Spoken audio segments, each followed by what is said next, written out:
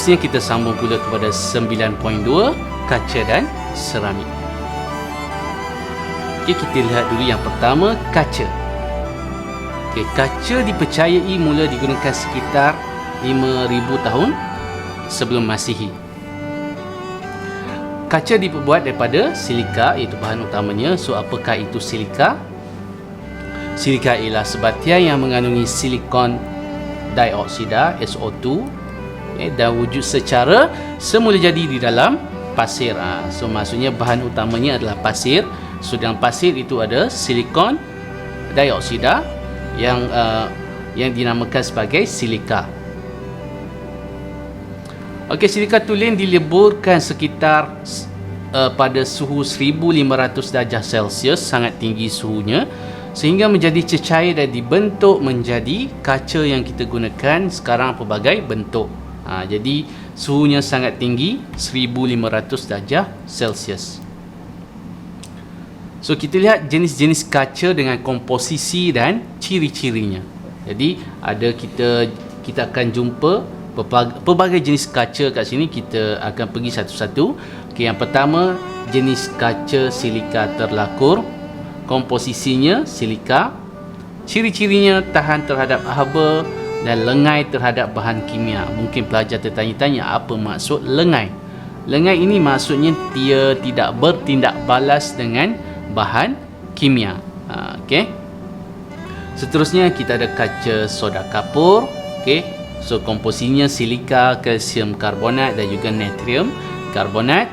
Cirinya takat leburnya rendah, mudah dibentuk. So, seterusnya kita ada kaca borosilikat. Okey, komponen utamanya silika sudah tentu. Okey, boron oksida, natrium oksida dan juga aluminium oksida. Okey, jadi ciri-cirinya ketahanan yang sangat tinggi terhadap haba dan bahan kimia berbanding dengan kaca soda kapur tadi. Kita dah tahu takat leburnya rendah. Okey, seterusnya kaca plumbum. Okey, jadi bahan utamanya silika, plumbum oksida dan juga natrium oksida. So, ini mempunyai ciri-ciri takat leburnya yang rendah, mempunyai indeks biasa yang tinggi. So, ini antara contoh kaca silika terlakur. Okey, so kat sini pelajar nampak selain daripada alloy, kita kena hafal juga komposisi untuk kaca. Mungkin soalan akan tanya, apakah jenis kaca yang mengandungi boron oksida?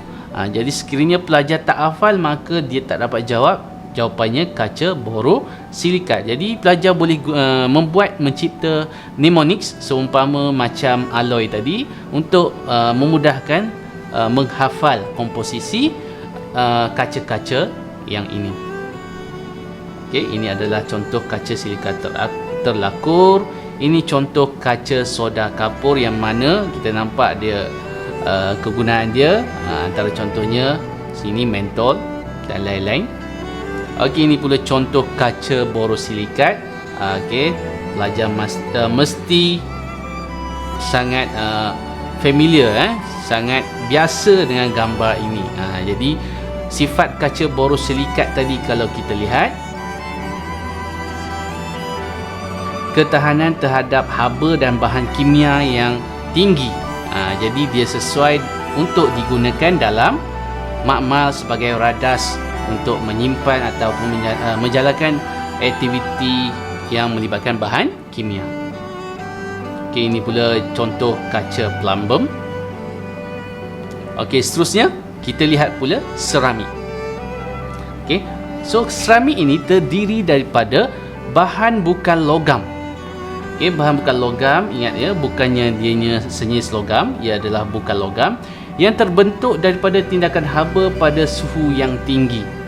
Sama macam kaca dulu juga tadi, menyebabkan suhu yang tinggi. Cuma seramik diperbuat daripada tanah liat berbanding kaca tadi. Komponen utamanya daripada pasir. Okey, jadi komponen utama dalam tanah liat adalah aluminium silikat. Macam pasir tadi mengandungi silika. Okey, so seramik ini tahan haba dan tekanan yang tinggi. Dia juga sangat keras tetapi rapuh. Lengai terhadap bahan kimia. Lagi sekali kita jumpa perkataan lengai. Lengai ini maksudnya tidak reaktif ataupun tidak bertindak balas dengan bahan kimia dan tidak berkarat. Okey, selain itu seramik juga merupakan penebat haba dan elektrik yang baik. Okey, jadi kita lihat kegunaan kaca dan seramik yang kita telah tengok komposisinya tadi. Berdasarkan ciri kaca dan seramik yang kita lihat tadi, kita telah ketahui bahawa kaca dan seramik sangat sesuai digunakan untuk menghasilkan pelbagai jenis barangan dalam kehidupan harian kita, umpamanya di meja makan kita. Okey, ada pinggan daripada mungkin pinggan seramik, mangkuk. Okey, jadi ini secara tak langsung telah memajukan industri kaca dan seramik di negara kita. Okey, kita lihat pula aplikasi kaca dalam kehidupan seharian. Okey, radas makmal yang digunakan di makmal, sama ada di sekolah ataupun di pusat-pusat sains, seperti bikar dan kelalangkun diperbuat daripada kaca borosilikat. Jadi apakah cirinya tadi? Rujuk balik sebelum, kalau awak tak hafal lagi, rujuk balik sifatnya tadi tahan haba tinggi dan juga tahan bahan kimia. Jadi dia sesuai digunakan sebagai radas di makmal. Ini dia radas di makmal. Penutup kaca mentol biasanya diperbuat daripada kaca soda kapur kerana cirinya yang tahan haba dan mudah dibentuk.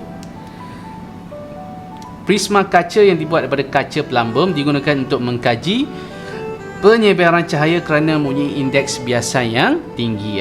So disebabkan indeks biasa yang tinggi, kita dapat mengkaji spektrum warna. Okey, ada 7 spektrum warna kat situ. Tingkap kaca yang luksina membenarkan cahaya masuk ke dalam rumah. Jadi kalau rumah itu menggunakan pintu kaca, tak perlu dah pasang lampu kerana cahaya boleh masuk ke dalam rumah. Okey, bagaimana pula dengan aplikasi seramik? Jadi kita lihat kat sini, mungkin pelajar pun boleh tengok di dapur ada tak pinggan mangkuk diperbuat daripada seramik.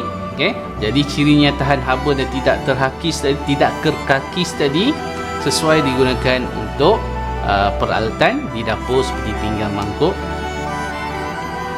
Okey, selain pada itu kita ada jubin seramik sebagai lantai kerana cirinya yang berkilau menjadikan lantai kelihatan bersih dan cantik. Okey, selain itu nampak ini adalah gigi palsu.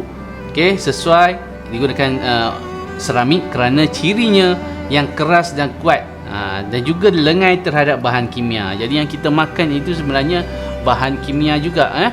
Jadi secara tak langsung dia tahan lama gigi palsu ini apabila digunakan seramik.